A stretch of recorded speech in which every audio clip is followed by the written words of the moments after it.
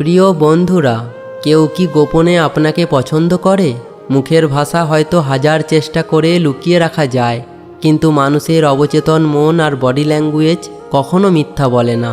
Psychology বলে, কেউ মনে মনে আপনাকে ভালোবাসলে মুখে কিছু না বললেও তার আচরণে এমন 5টি গোপন সংকেত প্রকাশ পাবেই, যা একটু লক্ষ্য করলেই আপনি ধরে ফেলতে পারবেন। তাই ভিডিওটা শেষ পর্যন্ত দেখুন। তো চলুন শুরু করি। নাম্বার 1, চুরি করে তাকানো এবং ধরা পড়া। চোখকে বলা হয় মনের আয়না। কেউ গোপনে আপনাকে পছন্দ করলে তার চোখের ভাষা সবার আগে কথা বলবে। খেয়াল করে দেখবেন, আপনি যখন অন্য কোনো দিকে তাকিয়ে আছেন, কারো সাথে কথা বলছেন বা নিজের কাজে ব্যস্ত, তখন সে এক নাগাড়ে আপনার দিকে তাকিয়ে থাকবে। কিন্তু যেই মুহূর্তে আপনি হুট করে তার দিকে তাকাবেন, সে সাথে সাথে লজ্জা পেয়ে চোখ সরিয়ে নেবে কিংবা ফোনের স্ক্রিনের দিকে তাকানোর ভান করবে। মনস্তত্ত্ব বলে, আমরা যখন কাউকে পছন্দ করি, আমাদের চোখ অবচেতনভাবেই তাকে খুঁজতে থাকে এবং তার উপর গিয়ে আটকে যায়।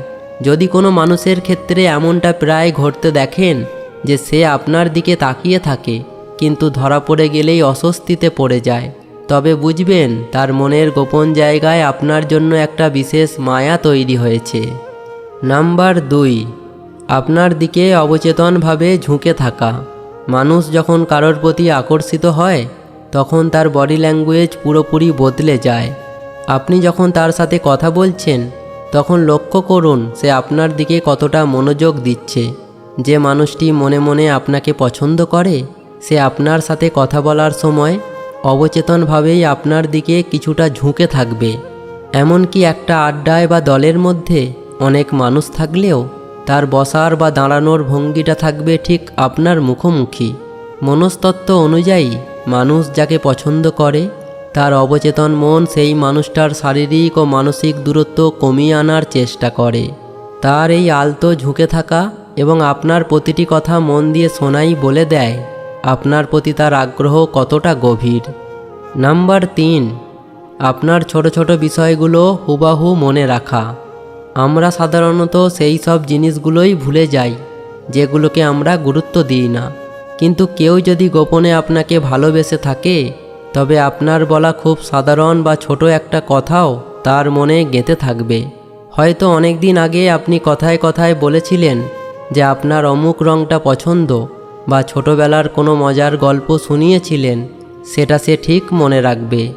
এমনকি আপনার চুল কাটার স্টাইল, চশমার ফ্রেম বা পোশাকের সামান্য পরিবর্তনও তার চোখ এড়াবে না। একজন মানুষ যখন আপনার জীবনের এত ছোট ছোট এবং সাধারণ বিষয়গুলো যত্ন করে মনে রাখে, তখন বুঝতে হবে আপনি তার ভাবনার জগতে এক মস্ত বড় জায়গা জুড়ে আছেন, যা সাধারণ বন্ধুদের ক্ষেত্রে হয় না। নাম্বার 4, আপনার সামনে আসলে নার্ভাস বা ছটফট করা। পছন্দের মানুষের সামনে আসলে আমাদের শরীরে এক ধরনের হরমোনাল পরিবর্তন হয়, যার কারণে আমরা কিছুটা নার্ভাস বা উত্তেজিত হয়ে পড়ি।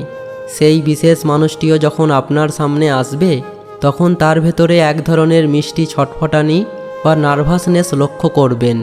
হয়তো আপনার সাথে কথা বলার সময় সে অকারণে তার চুল ঠিক করবে, হাতের আঙুল নাড়াচাড়া করবে, কাপড়ের কোনা বা গলার চেন হাত দিয়ে সোজা করার চেষ্টা করবে। এগুলো আসলে অবচেতন মনের এমন কিছু প্রতিক্রিয়া, যা মানুষ নিজেকে আপনার সামনে আরও নিখুঁতভাবে উপস্থাপন করার জন্য এবং নিজের ভেতরের নার্ভাসনেস লোকাতে অজান্তেই করে ফেলে।